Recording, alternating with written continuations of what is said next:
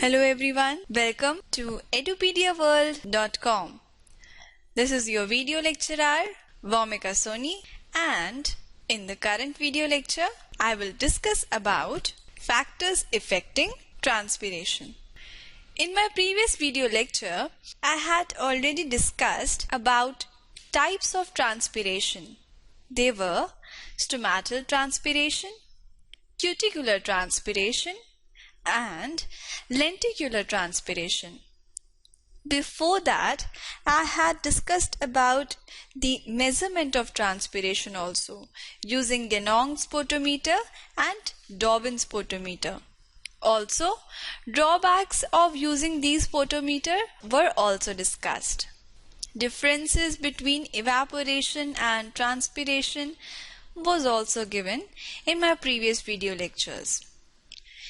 In the current video lecture, I will explain about the several factors that affect transpiration, which come under the category of internal factors and external factors. Also, I will explain the adaptation taken up by plants to reduce the excessive transpiration.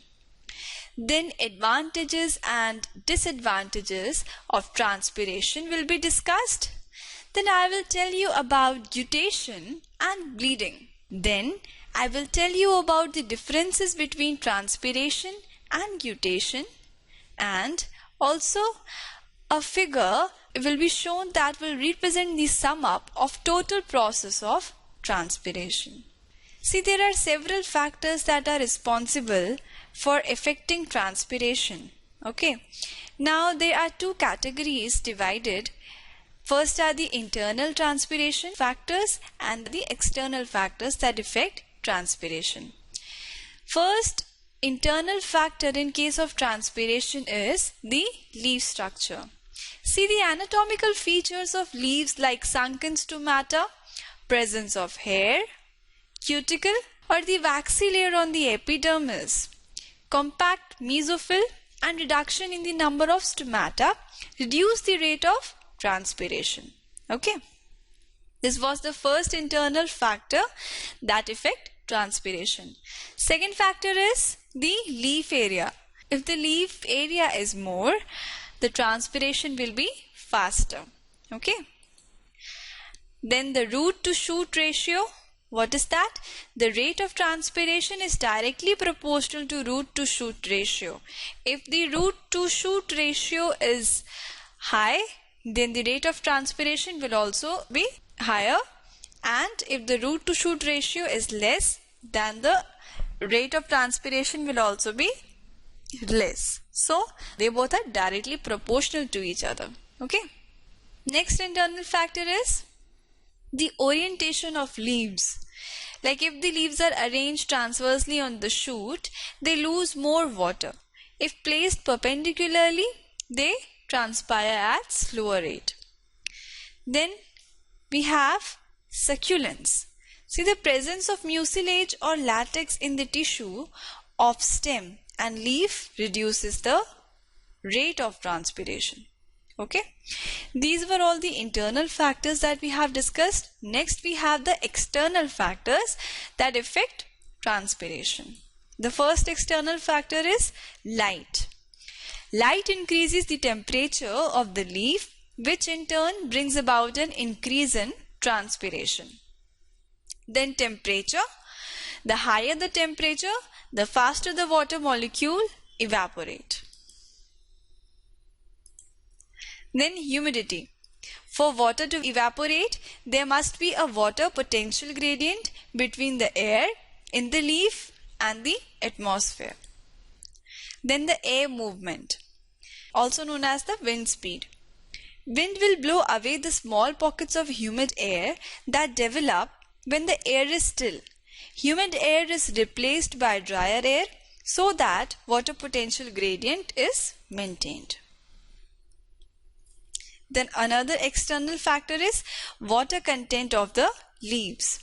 See, if the water content of the leaves decreases due to the insufficient absorption of water by the roots, the leaves wilt and transpiration is reduced. The next factor is carbon dioxide. Increase in carbon dioxide level in the outside atmosphere over 0.03% causes stomatal closure and results in the decrease of transpiration. Then is the soil condition. The soil condition affects the water absorption and transpiration. See, soil condition affects the water absorption by root hairs and also affect the transpiration. Okay. The greater is the absorption by the root hair, the greater would be the transpiration. The last one is atmospheric pressure. The rate of transpiration is inversely proportional to the atmospheric pressure. Guys, do you know that lenticles never close? They remain open all the time, and the lenticular transpiration is much less than the stomatal transpiration. Although this was a different topic from the topics being discussed, but it is a very important fact that you should all know. Well, we have completed the external and internal factors that were involved in affecting transpiration. Next, we will discuss about adaptation to reduce excessive transpiration. First, we have the modification in leaves to reduce transpiration. Okay. See, plants growing in dry conditions show several structural modification in leaves to reduce transpiration. And one of these modification is that they develop their leaves with thick cuticle that helps them to reduce excessive transpiration. As you can see here in the plant such as the banyan tree, a thick waxy cuticle develops over the epidermis to reduce the loss of water by transpiration. See, this is the thick cuticle that has been developed over the epidermis. This reduces the loss of water by transpiration. Okay. Next is the reduced number of stomata. The stomata are few and concentrated on the underside of the leaves out of the reach of direct sunlight. This is also one of the method adopted by the plants in the dry area that help them to reduce excessive transpiration. Okay. Next is that the spongy parenchyma is replaced by the palisade parenchyma. This is another modification that you can see in plants that are in the dry area. Next are the sunken stomata. Sunken stomata containing plant is the nerium plant. See, this is the image of the nerium plant as you can see here. Because of evaporation is increased by air movements, the stomata of leaves in dry environment sink into the leaf and they covered with hair to produce pockets of still air. Okay. So, in order to reduce the transpiration, this is one of the modification in plants that can be seen. Next we have presence of epidermal hair. Okay, the example for this is the cucurbits. Okay, leaf surface may be covered by thick coating of epidermal hairs to reduce transpiration. So you can see in this image that there are the hairs will not be properly seen in the image, but when you see the leaf practically you can feel the hairs on the epidermal surface that help to reduce transpiration. Now, opening of stomata only at night. See, succulent plants of the family of Crassulaceae reduce water by opening their stomata only at night. When the air is cooler and more humid, carbon dioxide obtained at night is stored for use in photosynthesis. For the next day, when the stomata remain closed to prevent water loss. So, opening of the stomata only at night is one more modification used by the plants in the dry area in order to reduce excessive transpiration. Okay.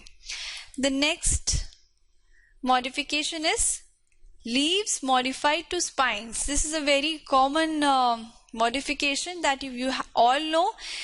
The cactus plant has the leaf that is modified to spine. Extreme modification of leaves include complete loss of all leaves during the dry season, as in the tropical deciduous tree, and permanent loss of leaves, as in desert cacti, with stem taking on photosynthetic function. So these were all the modification that are seen in the plants. Those survive in dry area. Next we will discuss about the advantages and disadvantages of transpiration. First we will look at the advantages of transpiration. Okay, first of all, what can you guess that will be the advantage of transpiration? The first point that comes in mind is the cooling effect that is given by the transpiration. See, transpiration reduces temperature of the plant even when it is exposed to bright sunlight. Okay, this is the cooling effect.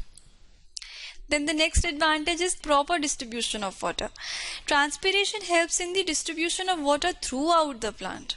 Okay, now translocation is also one of the advantages given by transpiration. It helps in the translocation of water and minerals through xylem after entering into the root hair. And suction force. Transpiration also develops a suction force which is helpful in ascent of sap. Ascent of sap, we know that the movement of water from root to the crown of the plant. And ascent of sap and absorption of water from the soil through the roots. Okay, then the very familiar process is osmosis. Transpiration also helps in osmosis. And the final advantage we have, effect of transpiration on climate. The amount of water lost during transpiration can be huge, as a large oak tree can lose up to 600 decimeter cube water vapor in a day, and a single maize plant loses about 2 liters of water per day. Thus, transpiration increases the moisture in the atmosphere and brings rain, thus affects the climate. Now the disadvantage of transpiration we have, first is the wilting. See, when the amount of water lost through transpiration exceeds absorption through roots, leaf cells become flaccid, causing wilting of plant. During summer, most of the herbaceous plant wilt, but regain their turgidity in the evening. When wilting persists for a longer time, it is called the permanent wilting. It can be due to diseases also. Okay, so this is the first disadvantage of transpiration, that is wilting. Next we have stunted growth. See, excessive transpiration results in stunted growth of the plant. Okay, now abscission is the third disadvantage of transpiration. When very little water is available to plants, transpiration results in the closing of stomata following the production of abscisic acid. It causes premature leaf fall and delayed flower production. Okay, so this is the third advantage of transpiration, that is abscission. Now the fourth disadvantage is energy expenditure. Most of the water absorbed is lost by transpiration and energy is utilized in transpiration. Also, it is a gross energy expenditure. Okay, see, transpiration is actually a price paid for photosynthesis. The stomata remain open in the daytime as the photosynthesis takes place. As carbon dioxide diffuses in for photosynthesis, water vapor escapes. Sometimes the rate of transpiration is far greater, so as to bring about the detrimental effects on the plant like wilting, etc. In other words, transpiration is incidental to photosynthesis. Okay, there are some type of anti-transpirants used. They contain some chemical substances. These are actually used to reduce the rate of transpiration. These are phenyl mercuric acetate, which is also known as PMA, and abscisic acid. ABA, and other silicone emulsions. These are called anti-transpirants. Okay, anti-transpirants are some of the chemicals that are also present in those anti-transparent we use for fragrance. That should not be used excessively because it harms the body. Now we are going to know about guttation and bleeding.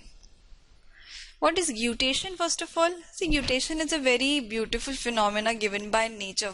See, in some herbaceous plant, water droplets ooze out through their leaf margins. Okay. When the root pressure is high and transpiration is low, water drops ooze out through special marginal structures called hydatodes or water stomata. See, these drops are rich in mineral salts, organic acids, carbohydrates, and nitrogenous compounds. Guttation can be seen in garden nasturtium, grasses, tomatoes, potatoes, and colocasia. See, here are the structure of the hydathode. This is the structure. These are the guard cells you can see. And this is the epithelium. This is the intercellular space, and these are the tracheids. And you can also see here a small part of chlorenchyma. Okay. The cavity of the water pore can be seen here. You will see hydathodes can be seen under a lens after scraping off the epidermis. Okay. This is one of the beautiful image showing guttation of a plant. See, guttation. In guttation, the water droplets ooze out through their leaf margins. See, you can see the water droplets oozing out from the leaf margins. This is one of the beautiful phenomena of nature that is known as guttation. Now, very important topic, it is the conditions favoring guttation. What are the conditions? That large amount of water in the plant, then suitable temperature, like at very low temperatures practically no guttation takes place. Okay, and all conditions that inhibit transpiration, they will favor guttation. This is a major difference between transpiration and guttation. All conditions that inhibit transpiration, they favor guttation. Next is bleeding. See, bleeding is the exudation of sap from the injured part of the plant. Bleeding occurs when the body is injured or something related to injury happens. Bleeding is something related to that only in case of plants also. See, it is the exudation of sap from the injured part of the plants. In case of bleeding in human body, blood comes out, but here blood will not come out. Separate things are going to happen in case of plant. See, when an incision is made in the stem of the plant growing in well-watered soil, xylem sap starts oozing out due to root pressure. Oozing of watery sap is very common in mulberry, while oozing of milky latex can be seen in Calotropis and Euphorbia. Okay, now here we have the diagrammatic representation of path of water through plants and various physical forces which are responsible for movement of water. See in this image. First of all, look at this image from the bottom. Here are the root hairs. Okay. Then the root hairs with imbibition and osmosis, they take in water. The water enters here. Here you can see the soil water. Then here is the epiblemma that can be seen. Cortex lies here and the endodermis is this layer. Okay. This layer is the pericycle. Now the water enters and here you can see the xylem. Then it is taken up till here. Then these are the mass movement of water occurs here. Okay. Cohesion, root pressure, capillarity, all those forces that were responsible for the ascent of sap, that will occur here. Okay. Now this is the soil level. Up till here the soil is present. Above that is the plant. And you can see different type of transpiration occurring. Here you can see the lenticular transpiration that is taking place. Okay. Now here is the xylem vessels, and then going above in this image, we have the intercellular spaces here, and this is the spongy parenchyma, you can see. Then comes the midrib. This is the midrib. The xylem is here, and these are the palisade parenchyma. Here are the cuticles, and from there the cuticular transpiration occurs. Then here gutation can be seen at the margins of the leaves. Gutation occur. Okay. Then from here the stomatal transpiration occurs. Here is the stomatal transpiration occurring. So this was the diagrammatic representation of the path of water through the plants and the various physical forces which are responsible for the movement of water. This is a very important diagram. It should be remembered and it should be properly understood actually. Okay. The difference between gutation and transpiration. See, it's very important. First of all, what is gutation? It is the loss of water droplets from the hydatodes of plant, and in case of transpiration, it is the loss of water from the aerial parts of the plant. Okay. The second difference is water vapor is lost through hydatodes found at the end of veins. I have also shown you the image showing hydatodes. Okay. And in case of transpiration, water vapor is lost through stomata. Okay. Lenticels and cuticles. And the three types of transpirations, that were stomatal transpiration, lenticular transpiration and cuticular transpiration. Yes. The next is that the gutation occurs at night or in early morning. Okay. And here in case of transpiration, transpiration occurs in the presence of sunlight only. Now no such effect on plant is seen, like the plant body is cooled by the transpiration. But here in case of gutation, no such effect of cooling on plant can be seen. So here I end my today's video lecture. In my upcoming video lecture, I will describe about photosynthesis, and several terms and topics related to photosynthesis will be discussed. Thank you very much for listening to this video. Please keep watching to edupediaworld.com.